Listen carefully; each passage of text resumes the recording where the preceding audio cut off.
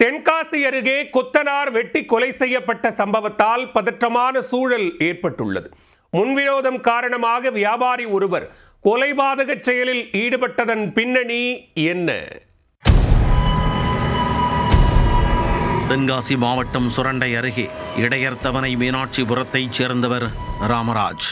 35 வயதான இவருக்கு திருமணமாகி மனைவி மற்றும் குழந்தைகளுடன் சொந்த ஊரிலேயே வசித்து வந்துள்ளார்.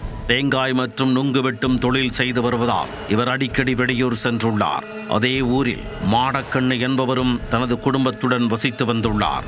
35 வயதான இவர் கொத்தனார் வேலை செய்து வந்தார். ஒரே தெருவைச் சேர்ந்த ராமராஜ் மற்றும் மாடக்கண்ணு இருவர் குடும்பத்திற்கும் இடையே அடிக்கடி தகராறு ஏற்பட்டுள்ளது. இதனால் ராமராஜ் தனது மனைவி மற்றும் குழந்தைகளுடன் அருகில் உள்ள சாம்பவர் வடகரையில் குடியேறியுள்ளார். இந்த நிலையில் பிள்ளையார் கோவில் தெருவில் உள்ள கடையில் மாடக்கண்ணு அமர்ந்திருந்தார். அங்கு வந்த ராமராஜ் மாடக்கண்ணுவுடன் வாக்குவாதம் செய்துள்ளார். வாக்குவாதம் முற்றிய நிலையில் ராமராஜ் தான் மறைத்து வைத்திருந்த அரிவாளை எடுத்து மாடக்கண்ணுவை சரமாரியாக வெட்டிவிட்டு தப்பியோடியுள்ளார். தகவல் அறிந்து விரைந்து வந்த சுரண்டை போலீசார் உயிருக்கு போராடி கொண்டிருந்த மாடக்கண்ணுவை மீட்டு தென்காசி அரசு மருத்துவமனைக்கு அனுப்பி வைத்துள்ளனர். ஆனால் அவர் மருத்துவமனைக்கு செல்லும் வழியிலேயே பரிதாபமாக உயிரிழந்தார். இதுகுறித்து சுரண்டை போலீசார் வழக்கு பதிவு செய்து தப்பியோடிய ராமராஜை பிடிக்க தேடுதல் வேட்டையில் இறங்கினர்.